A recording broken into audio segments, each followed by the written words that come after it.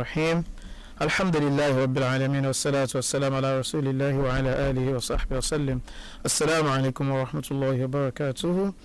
Our listeners at home, my name is Abdurrahman Qasim and I welcome you to another edition of Everyday Muslim Show on Women Radio 91.7 FM. Today is Saturday, the 7th of February 2026, corresponding to the 19th day of Sha'ban 1447 AH. It is the third Saturday of the 8th month of the Hijrah year, the month of Sha'ban, in the year 1447 AH. We thank Allah subhanahu wa ta'ala for sparing our lives up till today and for the gift of good health. We're just about 11 days to the month of Ramadan. May Allah subhanahu wa ta'ala spare our lives till then and beyond. Allahumma barik lana fi Sha'ban wa ballighna Ramadan. Allahumma ameen. On this program, Everyday Muslim Show, we try to address misconceptions about Islam, foster peaceful coexistence within the society, and guide the everyday Muslim on their journey in Islam. This program is made possible by the Muslim Public Affairs Center, MPAC, in partnership with Women Radio 91.7 FM.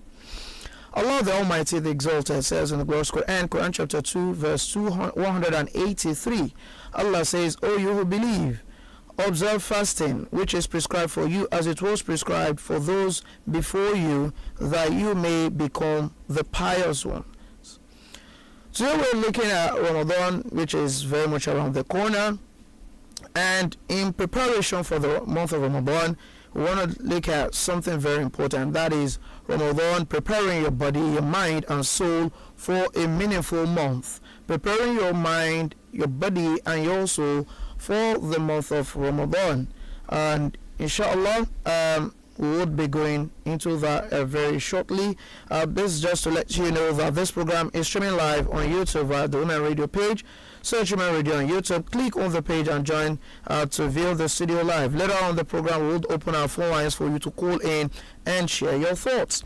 This program again is brought to you by the Muslim Public Affairs Center in partnership with Women Radio 91.7 FM. The program is Everyday Muslim. So we are seeking your sponsorship and advertisement to keep this program going. So we want you to bring in your products and services for us to actually help bring to the attention of the world, and we believe that you will do that in due course. And even for those of you who have one Ramadan program or the other, different programs and different services that you want to bring to the awareness of the people in the holy month of Ramadan and beyond, this is a very good platform for you to do that, inshallah. So like I said earlier, we want to take a look at Ramadan.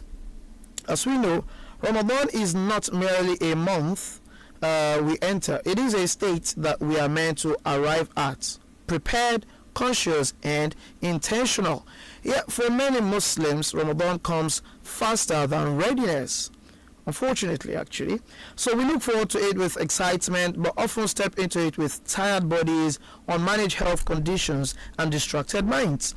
The pattern is familiar: energy in the first days, exhaustion by the second week and endurance by the end. But Ramadan was never meant to be endured. It was meant to transform spiritually, mentally and physically. And that's why Islam engages the whole human being: the soul through worship, the mind through discipline and the body through fasting. Neglecting any one of these and the experience becomes incomplete. As a result, today's conversation intentionally brings together Islamic guidance and medical wisdom, because for Muslims managing hypertension, diabetes, ulcers, pregnancy and other health challenges, Ramadan is not just about fasting, it is about fasting safely, responsibly and faithfully. And inshallah, driving the discussion today on Ramadan, preparing your body, mind and soul for a meaningful month, we are being joined by two respected personalities in Islam.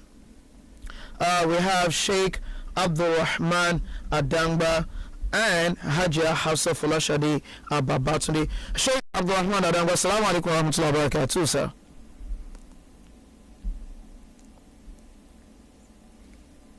It's like you're muted, sir. You might need to unmute yourself, sir. We can't hear you really. Assalamu alaikum wa rahmatullahi wa barakatuh. Oh, we seem to be having a challenge with the audio there. Are you hearing me now? Hello. Please let me confirm if the audio is working perfectly. It is from the side. So, Shaykh, you might need to check your audio. Okay, let me check. Hajia, Hafsah of Folashade, Babatunde. Assalamu alaikum wa rahmatullahi wa barakatuh. Wa alaikum salam wa rahmatullahi wa barakatuh. I can hear all of you very well. Are you hearing me too? I can hear you. I hear you now, Shaykh. I'm not sure. I think it's actually from our own end here. Apologies for that. All right. Okay, good. Alhamdulillah, jazakumullah khairan. All right. So, Shaykh Abdurrahman Adangba is not a new face on this program, but we never can tell. You might have someone who is listening for the first time. I might actually, be coming across that name for the first time. So, Shaykh Abdurrahman Adangba, for those who don't know, is a respected Islamic scholar and the Imam of Adangba Central Mosque, Idimo, in Alimosha local government area of Lagos State. He is a seasoned marriage counselor and a public analyst, regularly offering insightful commentary on television and radio. Shaykh Adangba also serves as a publicity ambassador with Heavenly World Propagation of Light HWPL, an international peace organization headquartered in Seoul, South Korea. Beyond his public engagement, he is a dedicated teacher, mentor, husband, and father, deeply committed to community development and Islamic education. He is the founder of an Islamic educational center in Idimo, where the Quran and Islamic jurisprudence are taught with depth, clarity, and authenticity. Again, Sheikh Abdurrahman Adangba, it's a pleasure to have you. Assalamu alaikum wa rahmatullahi wa barakatuh again, sir. Alaikum salam wa rahmatullahi wa barakatuh. Are you hearing me now? Oh, wow. All right. Okay. Now, our second guest is Hajia Folashade Hafsah Babatunde. She is an experienced dietitian, nutritionist, a teacher, and a social entrepreneur. She provides nutrition support for the prevention and management of chronic health conditions and is passionate about simplifying and localizing evidence-based nutrition and health information to empower individuals to make informed diet and lifestyle choices. Hajia Folashade had her first and second degrees in nutrition and dietetics, a professional diploma in education, and she is a member of the Dietitians Association of Nigeria and the British Dietetic Association. She currently serves as the team lead at Poisson Nutrition Nigeria and also works as a dietitian in the UK. Once again, Hajia Folashade Hafsah Babatunde. Assalamu alaikum wa rahmatullahi wa barakatuh. It's a pleasure to have you on this program again. Wa alaikum salam wa rahmatullahi wa barakatuh. Can you hear me now? Absolutely right, loud and clear. Thank you very much. All right, thank you. Okay. But I don't think you can hear me. Though. I can hear you, sir. I can hear you, Sheikh. I can hear you loud and clear. The audio has been fixed. Yeah. So that Let me remove this. I want to personalize the voice for you alone, but now I've removed it. Let's go on. Okay. All right. So, alhamdulillah. All right. So, okay. So, Sheikh Abdurrahman Adangba, let me start with you. Yeah. Okay. As Muslims, we often talk about entering Ramadan, but a lot of times we have people really not talking about the preparation for it. From an Islamic perspective, why does preparation matter so deeply? And it's a 3-in-1 question. Let me put it this way. So, why does it matter for us to prepare for Ramadan deeply? And what is the spirituality that is lost when preparation is neglected, and how did the Prophet and probably the early generations prepare for Ramadan in ways that those of us that are Muslims today really might have forgotten? Alhamdulillah Rabbil Alameen wa salatu wa salam ala ashraf al-mursaleen Sayyidina Muhammad sallallahu alayhi wa sallam. Let's look at it from the human perspective before we go into the spiritual godly perspective. You see, when you have an anniversary, you want to prepare for an anniversary. Yeah. The only thing you do is gather everything that you want to do. But there is one single thing that will be kept away from all people. The zeal of preparing for that anniversary, not the objects, not the materials, not the people, but that anniversary stuck into your head. And the zeal of wanting to meet it is one thing. So in preparing for Ramadan, which is spiritual, if the zeal is not there, that I want to enter into this anniversary, definitely you are not going to do it. You are not going to get it, and you are not going to be able to do it. And in Ramadan, why it is different from the other human preparations in anniversaries is there is a soldier guiding you That soldier that is guiding you is inside you, not outside of you. Yeah. And that soldier is named conscience. So that conscience must be reawakened, re-alerted that you are going to face something very peculiar that comes once in a year, that leaves you purified, that gives you ability to gain rewards, and at the end of the day, be as newly as a newly born. Look at it that way. So it is then you have to look at two things. One, the mental preparedness. Secondly, the physical preparedness. Today we are not going to the physical preparedness, which a lot of people give importance to. They give priority to. No. The physical preparedness, which is about food, which is about your praying, which is about everything, it can be reached gradually as we move into Ramadan. But the very first preparedness, which comes before Ramadan, which is the spirit, that has to do with your mentality. So your mentality will not give you the ideology, which will make you format the methodology that you have used in the past years, which has made you feel, and you don't want to feel in this one. So you have the mentality to the ideology of what Ramadan is, although it's a public concern that it belongs to the world, it belongs to Allah. But the methodology of how you are going to do it, you should be remembered, because all over the year that you have been coming from the last Ramadan, you have been drawn away with a lot of distractions, and that is from Shaitan. That Shaitan lives with you too. It lives inside your conscience, but you are not worthy of the month.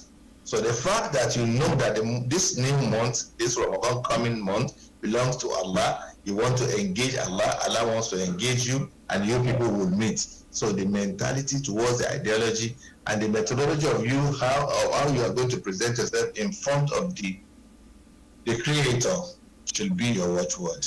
Thank you. So learning as in reenacting your zeal, which we call the niyyah, but it's the zeal now. The niyyah is there already, but the zeal of how you are going to face it is very, very sacrosanct, and you must be able to prepare yourself for that. All right. Was there any special way that the early generations, the companions, the Prophet and his companions, and the Salaf, is there any special way by which they prepare for Ramadan that is different from probably the way those of us today actually do? Shaykh. Yeah, you can see that in the word of the Holy Prophet Sallallahu Alaihi Wasallam, related by Aisha. She says that Rajab, so Prophet Muhammad Sallallahu Alaihi Wasallam tells them that it is my month. It is my month. And what he said about Shaban, and when he now said in Shaban that Allahumma Ballighna Ramadan, it means some people has gone to the Holy Prophet Muhammad Sallallahu Alaihi Wasallam, asking him that Ramadan is coming. How do we prepare ourselves? He now told them that, look, I don't want to bring us into the Quran first before I give what we should do. He now told them that this Rajab that we call Aruko is my month. But Aisha said he never fasted singularly in any month than Shaban.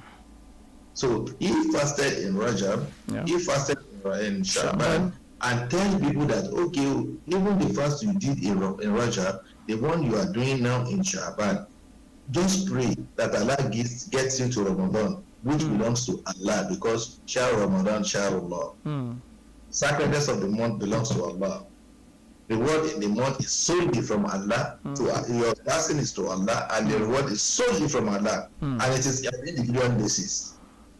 So if people do not disturb the Holy Prophet of how Ramadan is going to be, definitely he will not have said that. So this in the hadith of the Holy Prophet Muhammad Sallallahu Alaihi Wasallam, he has said that this is the way you are going to do it. And Islam, we have 5 pillars. Yes. The Iman, the Salat, the Zakat, the Saum, and the Hajj. But Allah is telling us that it is only one thing you need in all, And that, what is that one thing? When he said he should prepare for Hajj, he said, فإن خير الزاد التقوى. Before you go there, Fatazawwadu is an order, a standing order, a general order, an order that must not be defect. There must not be defection in it. He said, Fatazawwadu. That comes in a plural form. Fatazawwadu. It is like an advice to an order. Fatazawwadu. It is like you should be happy when doing it. Fatazawwadu. You see. They come. Sheikh, I just want us to be time conscious because there are so many questions. At taqwa. So if it is taqwa in Hajj, it will be taqwa in Zakat, it will be taqwa in Saum, it will be taqwa in Salat, and it will be taqwa in Iman. He now came back to Ramadan and said,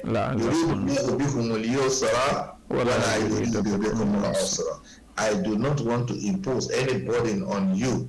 All I want for you is ease. And this is where the benefits of Ramadan lies. So the way they prepare for it then is by asking questions of how this one is going to be. Is it going to be different from the other one? Is it going to be the same thing? It is all the same, all true. But you must awaken yourself to realign yourself into meeting that very, very, very, very gracious month, which gives you all that you want. Okay, sir. Jazakumullah khairan, Shaykh. Let me come to you, Hajia Hafsah. I know quite well that for a lot of people, there is this natural thing or natural belief that when Ramadan comes, the body system would adjust. So, but then, from a nutritional and medical standpoint, what does a truly Ramadan-ready body, what does it really look like? And what warning signs suggest someone, especially those living with hypertension, diabetes, or ulcers, should not rush into fasting without proper guidance? Thank you so much for the opportunity to share. Yeah. And so this is a very important question, and honestly, it's one of the areas where faith and health, wisdom comes together, and obviously there's a need to think about health when we're fasting. A lot of people assume that the body will just, figure it out when we start to fast, but Ramadan goes much more smoothly when the body is more prepared. And so from the nutrition and medical side of things, a prepared body should obviously have stable energy levels. For example, you're not constantly crashing, feeling dizzy or being dependent on, sugary food or caffeine to function throughout the day. Your body is more comfortable to go through, several hours between meals without feeling, shaky, weak, or you're still full of energy all through the day if you're able to do that, and that is an indication that obviously you have a stable energy level. Secondly, you have balanced blood sugar levels, and what that could mean. And this is not only for people who are living with diabetes, because a lot of times when we talk about blood sugar, the first thing that comes to mind is people with diabetes. But every one of us have got sugar in our blood. Absolutely. And so it's very important to ensure that there are no extreme fluctuations between blood sugar levels, and it means your body is then able to adapt better, during the long hours of fasting. And then, a well-hydrated body. Ramadan is coming, and so hydration is one of the key things. Many people get dehydrated during Ramadan. Absolutely. And so, a body that is ready will be one that is well hydrated, someone who is already drinking adequate fluid and does not obviously rely on, sugary drinks or caffeine to get through the day. That way, a body, that is well hydrated would be more better positioned to obviously go through fasting without feeling that, without being at risk of, dehydration, or maybe have lower risk of, dehydration. And I think lastly is about, your digestion. Many times during Ramadan, a lot of people, if you're not eating too much, you're eating too less during Ramadan. And so, ensuring that your gut is in a very stable place that can obviously help you better. But if you're already struggling with your digestive system, for example, you're dealing with ulcer, you're dealing with constipation, there's just so many things that could go wrong, during Ramadan. But some of the warning signs that obviously people with diabetes, for example, hypertension or ulcer can, look out for. If, for example, you have diabetes and currently your blood sugar level is, uncontrolled, you're having either high levels or low levels, all of the extreme, you're feeling very dizzy, all of the signs that shows that your blood sugar level is not well balanced. Obviously, before fasting, you want to speak to your doctor before even going ahead.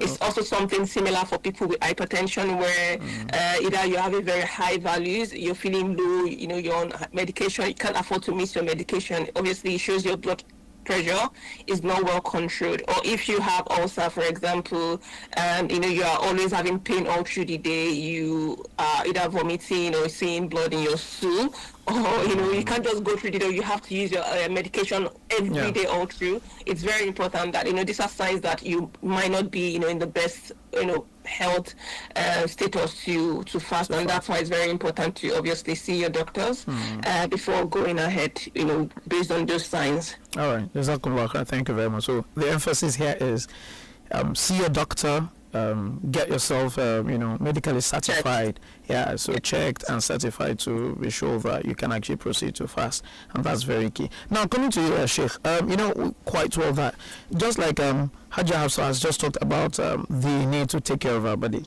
we know quite well that in Islam they say our body is a trust on us. It also has a right on us. But then we have many Muslims that believe that the greater physical hardship that you undertake with your body, then the greater the reward that you will get. So how should Muslims truly understand hardship in worship, especially for those with health challenges? And where does Islam draw the line between devotion and self-harm? Alhamdulillah. You see, these are questions that are very pertinent to human existence and mentality. When some people tell you that their own ideology, the understanding of worship is that you should make your body go through worship, no, it's wrong. Allah says in the Ramadan verses, the 4 Ramadan verses, that يريد الله بكم اليسر ولا يريد بكم العسر. Allah does not portray or protect any hardship for your body. No. If we go by what the nutritionist has just said, you see, Allah is so simple. Just follow the rules. And when you condition yourself to the rules, then definitely you find it at ease. You go to the doctor to find out if anything is wrong with you that they deter you fasting. That is number one. Go to your doctor. But if it does not, or you check yourself, you see it's not going to deter you, then you don't defy it. Allah says, the Prophet sallallahu alaihi wasallam says, you can defy it through the regulations that Allah has given in the Quran. If you can't do it, the first then are in 3 places. Number 1, feed a fasting person. Number 2, collect, give money in probably for somebody who will be cooking for fasting people. And number 3, do away with the fasting of your body can fast for you during the Ramadan while it's still fasting its own. So in those cases, the action that is meant that your body should go through is abstinence. Abstinence is the fast that they are regarding to. Either you should your body should go. The more you give yourself hardships, the more you have reward. No, the hardships there is abstinence. You know you don't want abstinence. You don't want anybody drinking alcohol will not want to abstain. So abstaining from alcohol is a hardship to the person. Anybody doing perpetrating some illicit acts will not want to go away from it. But in that month, you should do away from it. Anybody that is involved in zina or any other thing, or abusing people, or doing perfecting anything that is not good, don't want to go through it. So when you go away from it, from dusk to dawn, and your body becomes stimulated into going away from it, which is the abstinence, then the medicine has been given to shake down. And once you are taken away from all these illicit acts, then you have the rewards. So, but it is hard for you to go because the Holy Prophet Muhammad sallallahu alaihi wasallam said an hadith. He said, "Jubilatul qulub ala hubbi man ahsana ilayha." It is so is clamored and ordained to love those who love it, to love things that he has been doing. And it will be envious or jealousy or hateful or anything that is soul is not accustomed to. So now, what is our soul not accustomed to? Our souls are not accustomed into wanting things for ourselves that Allah says you should not do for yourself because the end result is bad. So when it is Ramadan, either you like it or not, you go away from it. So the more you go away from it, looks like hardship. It's not that hardship. It's not the practical hardship. Okay. It's not inflicting injuries on you or inflicting something that it is going to be injurious on your body. No, that's not that's what the ulama say. We should understand that abstaining from all those illicit acts, perpetrating atrocities that are not accepted humanly, is a hardship there. So the more you go away from those things, the more you are closer to Allah and the more the world gets. All right, okay. I know quite well for a lot of people who feel like, well, I don't do those things, but then, legitimately, so even you have your food, it is legal. But then, out of the fear of Allah, Allah has told you to abstain from eating and drinking. That's also a kind of hardship, even though it's something that is even permitted. But then you enjoy it, and then at the end of the day, you're abstaining for the sake of Allah. Well, like you have said, that's also a kind of form of hardship. You love your sleep, but you feel like, out of the worship of Allah, let me wake up in the night to perform salah, to praise Allah, and to worship Allah. It's also a kind of hardship. So, but then you're saying that you just have to be balanced. It's not until you inflict hardship upon yourself. If probably you are supposed to break your fast very early, but you now decide that no, until it is very dark in the night, that's when. So you don't have to, it's not about the punishment that you inflict upon yourself that actually talks about piety. Jazakumullah khairan for that. Now, Hajia Hafsah, we know that there are people that are living with high blood pressure, diabetes and ulcers and other long-term illness. Fasting without preparation can worsen symptoms and lead to serious complications, like you have said. So are there specific medical and nutritional steps that such individuals can take before Ramadan to determine whether and how they can fast safely? Yeah, thank you. This is another very important question because for people with chronic health condition, going ahead to fast without planning can be life really risky. And so preparation is not only optional, it is essential and could be life-saving if they get to do it. And so there are 6 things that I would like to share. Obviously, the first thing is, if you would you're living with a chronic medical condition and you want to fast, you want to ensure that you go for your medical checkup even before Ramadan starts. Speak with your medical team, check, let them assess your current health status. Is this safe for you to fast? Before you then go ahead to fast, and if obviously this your doctor think it's okay for you to fast, obviously you want to discuss your fasting plan. There will be need for adjusting your medication because you wouldn't be eating all through the day. So if you have diabetes, for example, and you're using your medication as you would normally use it if you were fasting, and that could put you obviously at health risk. So there's a need to adjust your medication, even adjust the timing, and maybe even change the type of medication you're using just to ensure that it fits the fasting period for you and keep you safe. So it's very important to speak to your medical team. Secondly, you also want to continue to monitor your health. Check your blood pressure regularly if you have hypertension. Check your blood sugar regularly if you have high blood sugar levels. Keep that monitoring going. This is the time where you even need to monitor as much as you can. Thirdly, you want to do trial fast. If you're planning to fast and you have you haven't been fasting, you have diabetes, you want to try fasting. It could be short fast, it could be partial fast before you go ahead to fast in Ramadan. This would help you obviously assess how your body is able to tolerate that long hours of fasting before you then go ahead in Ramadan to to fast. And then the nutritional side of things is you want to plan your meals ahead, personalize your diet. There's a need for you to hydrate properly. There's a need for you to ensure that your meals are balanced. On your plate you want to have adequate what we call complex carbohydrate foods that would not digest easily. You want to ensure you have enough fiber, fats and protein in that meal to make it balanced, and that can help you stabilize your blood sugar level. Can you give examples? Because all this might just be too scientific. Yes. If I break it down to a layman like us. Yes, I do understand. I was just saying that obviously what that means, in translating that to a plate, for example, let's take some people enjoy swallow. We have different category of people and the kind of food they like to eat. I think let's make it practical like that. You have the people who love smoothies. they can't do swallows and eat swallow foods during Ramadan. You have the people who they can only eat swallow to fast, and you have the rice and bread people. So whichever category that you belong, what I mean when I did say starchy or complex carbohydrate is carbohydrate that wouldn't digest easily. It means something like oats, for example.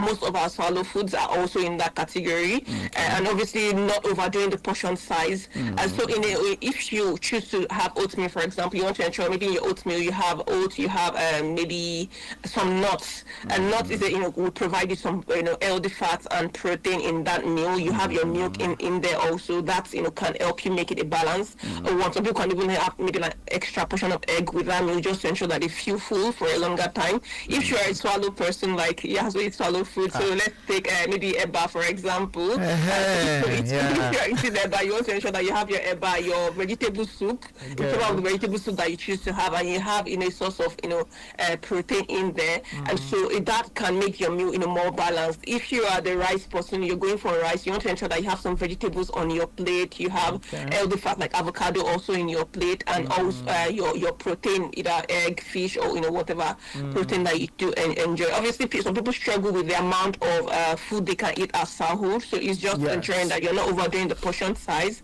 but still ensuring that all those foods you have a bit of them on your plate, and that can help you keep fuller for through the day, while you're also ensuring stable energy balance through the day. So that can really be helpful in terms of the diet side of things. And I think the 15 is lifestyle adjustment. I think Shaykh did talk about going through hardship, thinking we have to go through that, and so it means your rest is very important during fasting. You also want to adjust your routine. You're fasting already, that's in a form of hardship on your body, so you want to adjust your schedule to ensure that you are not overstressing yourself or exerting yourself during that period of time. And I think lastly is knowing the red flags. If you have been dealing with a medical condition, you would likely know things you would observe when things are not going well. If you have diabetes, for example, you are at risk of hypoglycemia, and it does low blood sugar levels when you are fasting. For some people, they start to feel weak, they start to shake, their vision is blurred. So all those signs, you want to observe them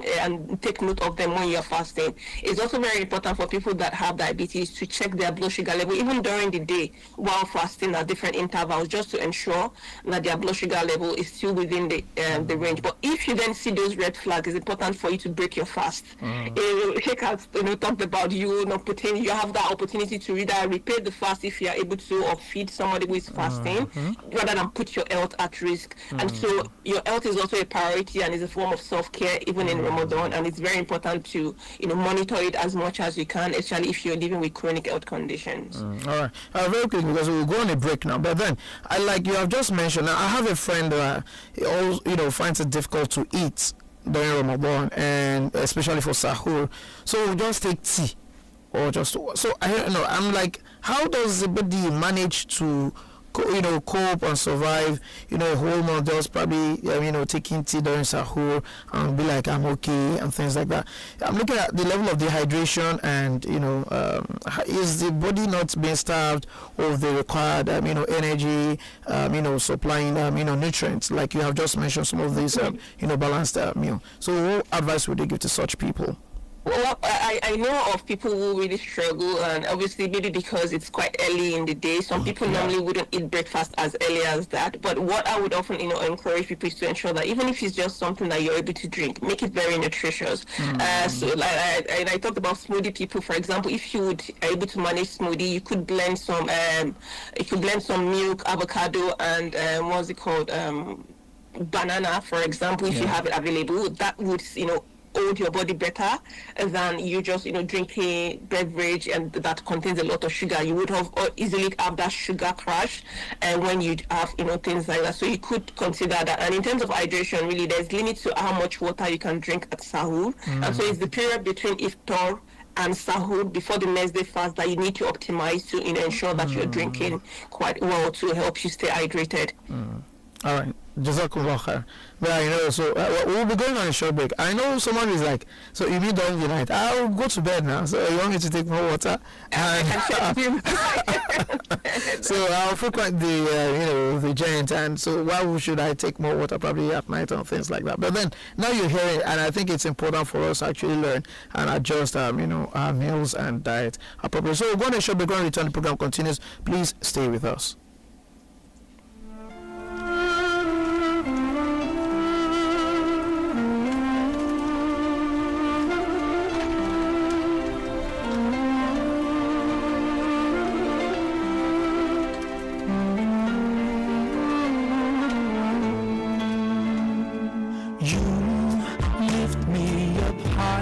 Spread my wings and fly me to the sky.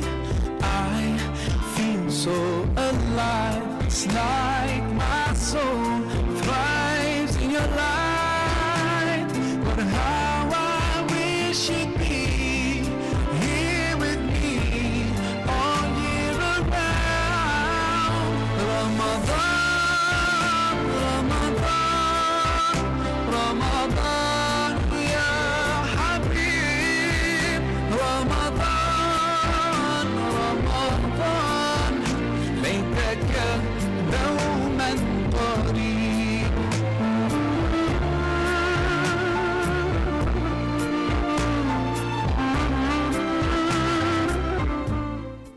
Alright, you are still listening to Everyday Muslim on Women Radio 91.7 FM. This is brought to you by the Muslim Public Affairs Center, Impact, in partnership with Women Radio 91.7 FM.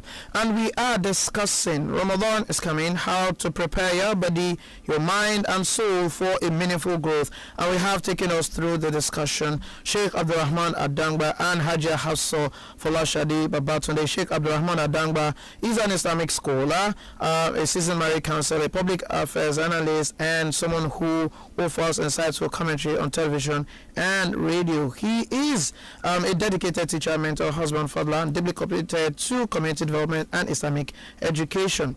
On the other hand, we have Hajia Hafsah Folashade, an experienced dietitian, nutritionist, a teacher, and a social entrepreneur.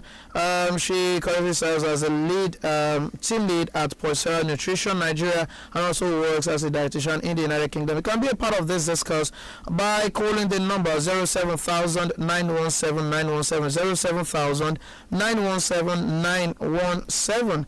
Our toll-free line is for the women 0800 1235 917. You can also send a message via SMS or WhatsApp to the number 081 55 917 917. I'll take that again, 081 55 917 917. And we have been discussing Ramadan, preparing your mind, your soul for a meaningful month, preparing your body, your mind and soul for a meaningful month. So let me come over to you, Shaykh. Very quickly, because I want us to manage our time now and we might actually have calls coming in. So beyond physical readiness, actually, Ramadan demands emotional discipline, patience, and mental focus. So from a spiritual lens, how does proper intention, emotional regulation, and consistency in worship protect a believer from burnout and spiritual decline during the month? You have a situation where people start on a high and before you know it, start coming down. So how do we maintain proper emotional regulation and consistency in worship all through the month without suffering burnout or spiritual decline?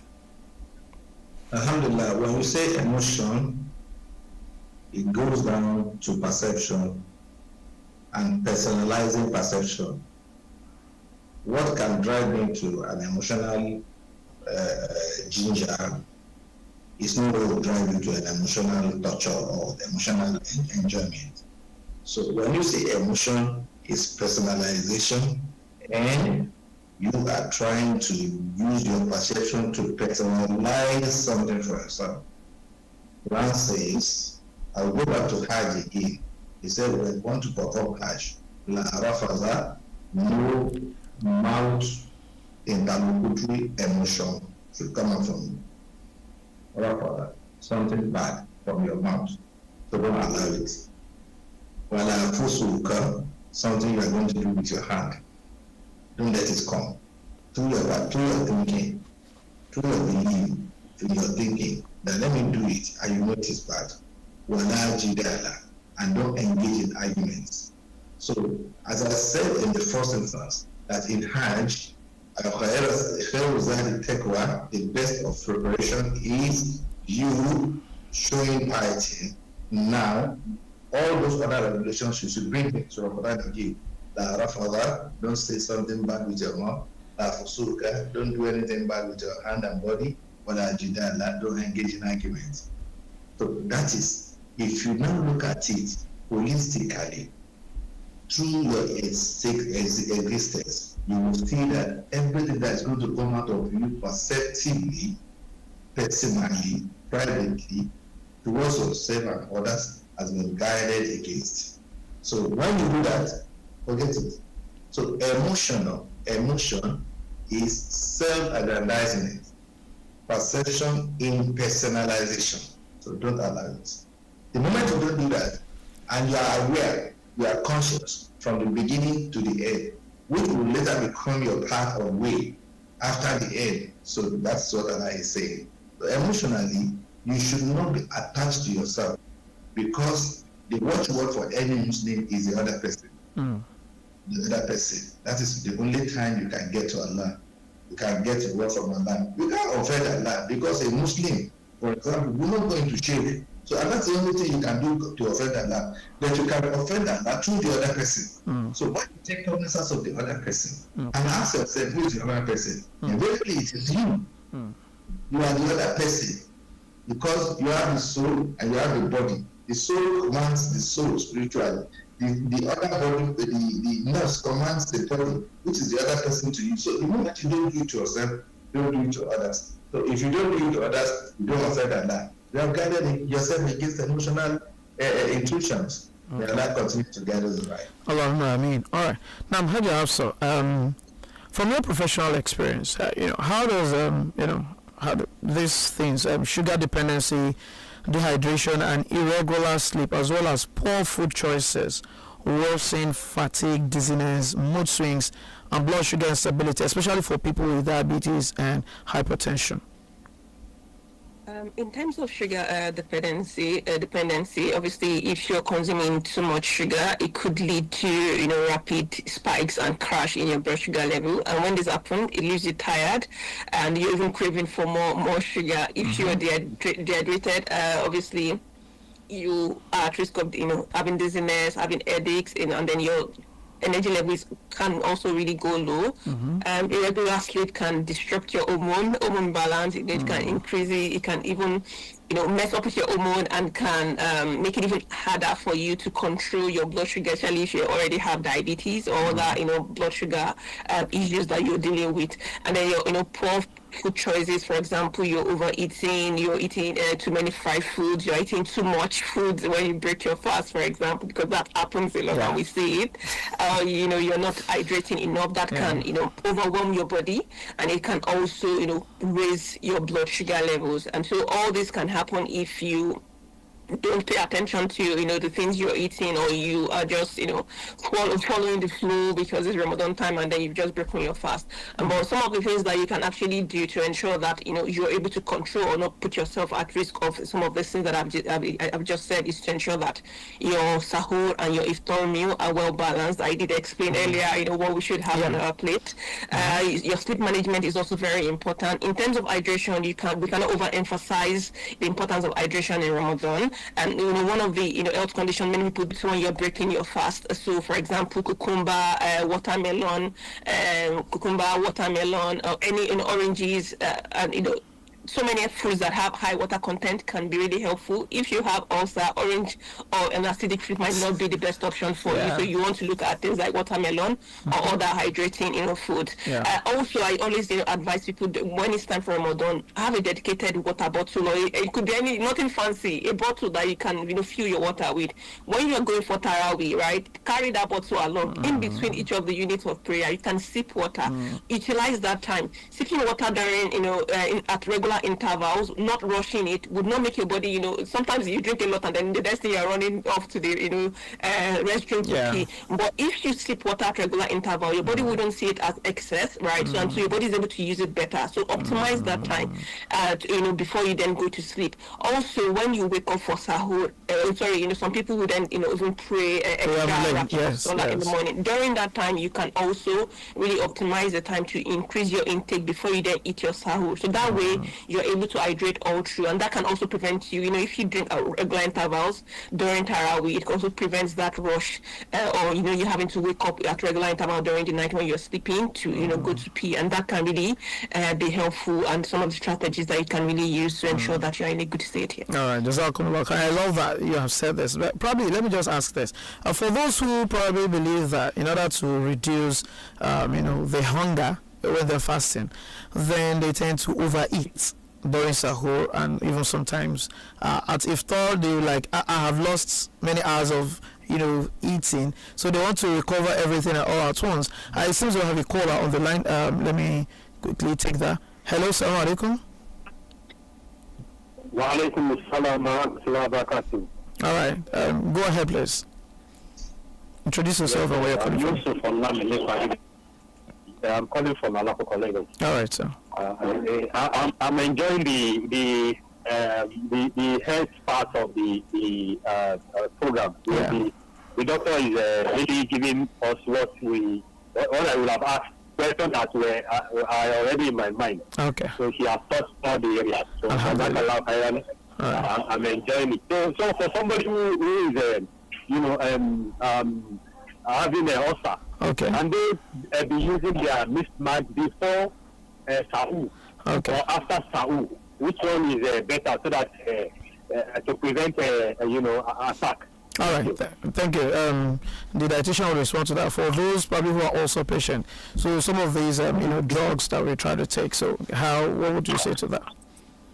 Well, in terms of the medication, I would say, obviously a doctor must have prescribed that medication for them, so, and it's also, like I did say earlier, if you have that conversation with your doctor, they might be able to prescribe, a better, either adjust the doses that you have, but obviously the doctor may be able to advise also, the appropriate time. It might be helpful to use it at sahur time and also at iftar time, but I would say, because I'm not a doctor and I haven't prescribed this medication, so it's just really best to, speak with the doctor, but there might be possibility of you using it at sahur time and also at iftar. And one thing I can say from the diet side of things is that cooked pap, not hot pap, what we call ogi, can also be a natural antacid that can help you calm ulcer. So during fasting is one of the things that you can also utilize without adding extra sugar to it. You can find it really helpful also. Wow. For me, I know the long running battle I've always had against pap, but then now that you have said it, probably I have a nutritional change to that. All right, so very quickly, we'll be having our closing statement now. Let me come to you, Shaykh. We know quite well that a common Ramadan experience is strong motivation at the beginning that fades midway. So from a spiritual perspective, why does this happen so often, and how does entering Ramadan without intentional preparation contribute to this spiritual decline? Well, you start on a high, 2-3 pages of Quran, at every interval, and suddenly it becomes even difficult for you to read the page of the Quran in the middle of the month or towards the end. So, I used to say something, and I will say it here too. You see, when your life changes, and the pattern is more of spirit and influencing others to walk your own way, and you enjoy what you are doing, it means that that's accepted from others. But if you start better and you dwindle and you start fading, it means that Ramadan is questionable. So if the involvement is right, the result will be okay. When you are conscious, you become alert. When you are alert, you become awake. If those three sequences do not work, forget it. You are not in Ramadan. When you enter with all consciousness, and you have at the back of your brain that it is not your mind, the back of your brain, which you use to think in every day. You know that this thing is going to last 30 days, and you put in all your efforts. Then you are awake, and when you are awake, you are alert. do not, at the beginning of Ramadan, give yourself too much job to do. I'm going to finish the whole Quran in 3 days. Don't do it. You will get weakened. The Holy Prophet Muhammad, sallallahu alaihi wasallam, some of the Sahabas came to him and said, "Oh Prophet, because Ramadan is good, because fasting is good, we want to be fasting to the year." Muhammad sallallahu alaihi wasallam said, "No." The second the second group came and said, "We are going to be fasting one day and living one day like the fasting of Dawood." The Prophet said, "No." Why? Because man,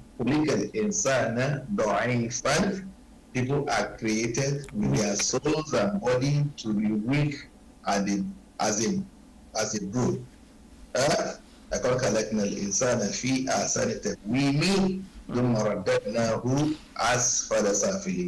We have created man to be very strong at the beginning when you are a young person and the adolescent age, but you are going to return to the weaker stage.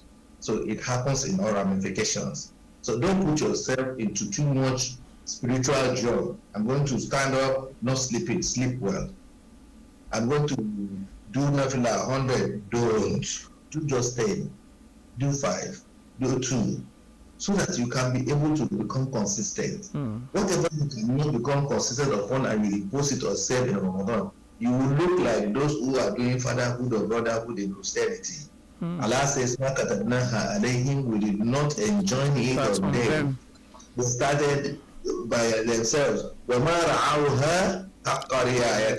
And they cannot complete the accumulation of those jobs the way they started, because the body will get weak, the soul will get weak. Something must ginger you. But when it is within your reach, you say, it is just 5 rakas, it's just 10 rakas, I can finish it. You continue to be able to finish it. And when you are weak, please sleep. And that will not credit you for overstressing yourself. It doesn't credit you for that. It will credit you for doing it well. So why you get weak is because you are taking too much at the beginning. Just like the nutrition said, if you drink more water, your body will see it as a body and will expunge it. All right, yeah. Okay. All right, Jazakumullah khair. Now, Hafsah, on a closing note now, if you have people that are managing chronic health conditions and they could just adopt one practical habit before Ramadan begins, so what would you recommend as the most impactful step towards fasting safely and sustaining their well-being throughout the month? You're muted. Sorry, yeah. I was just saying it's very important for you to go for your health check before you start Ramadan. Prioritize your health. Allah doesn't want you to harm your health, so it's very important that as you're setting all these Ramadan goals and the number of pages you want to read, also set health goals. Ensure that you want to optimize and improve your health during Ramadan. It's a time when you have that discipline to do it also. So make it a priority and then keep doing. Personalize everything you need to do. You can never go wrong by personalizing nutrition and diet and lifestyle, all of that. So just focus on that and also see it as an act of ibadah too. All right, Jazakumullah khairan. Thank you very much. It's been a wonderful pleasure. In fact, this is actually a balanced, conversation between faith and health. How we can manage both together in terms of our preparation towards Ramadan. So, on behalf of Muslim Public Affairs Center and the management of Women Radio, I'd like to appreciate our guest Shaykh Abdurrahman Adangba for the spiritual insight and Hajia Folashade Babatunde for the nutritional and health approach to our preparation to Ramadan. Jazakumullah khairan. Thank you very much for the insight that you have shared on the program.